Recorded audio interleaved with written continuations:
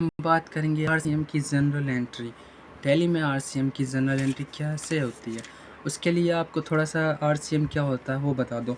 RCM की full form होती है रिवर्स चार्ज मैकेनिज्म। ठीक है, यानी हम किसी शॉप पर जाते हैं और वहाँ पे हम कुछ गुड्स खरीदते हैं और उसको हम पेमेंट देते हैं, पर बिना जीएसटी का। गुड्स या सर्विस कुछ भी ले और हम उसको पेमेंट दे बिना जीएसटी का, और उसके बिहाफ पे हम गवर्नमेंट को जा कर के जीएसटी जमा कराए, तो वो कहलाता है रिवर्स चार्ज मैकेनिज्म, जो उसको बोलते हैं आरसीएम। जो सप्लायर के बिहाफ पे हम यानी कि रिसीवर खुद जा कर के जमा कराए यानी खुद जमा करवाए, तो वो आरसीएम होता है।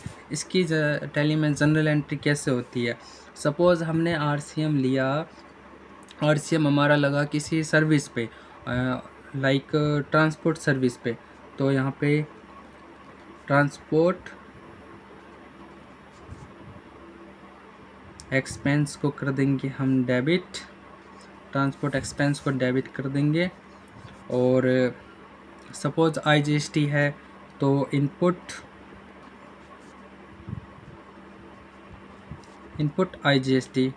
ठीक है, हम इस पर इनपुट क्लेम भी करते हैं और पे भी करते हैं, इसलिए हम इसमें इनपुट को भी डेबिट करेंगे और आउटपुट को क्रेडिट भी करेंगे।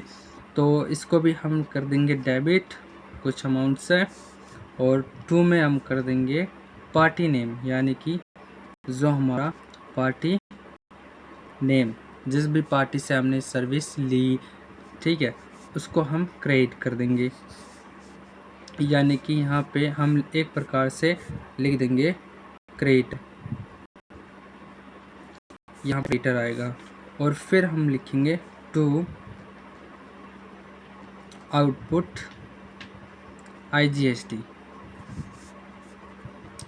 जितना हमने यहाँ पे इनपुट लिया उतना ही हम यहाँ पे आउटपुट बुक करेंगे। ठीक है, जितना हमने इनपुट लिया, सपोज़ हमारा इनपुट 100 रुपये बन रहा था तो 100 रुपये ही हम आउटपुट लेंगे।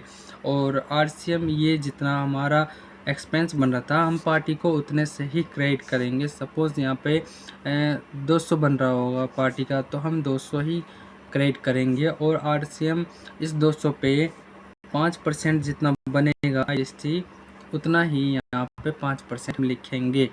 ठीक है, तो यहाँ पे ऐसे ही होगा।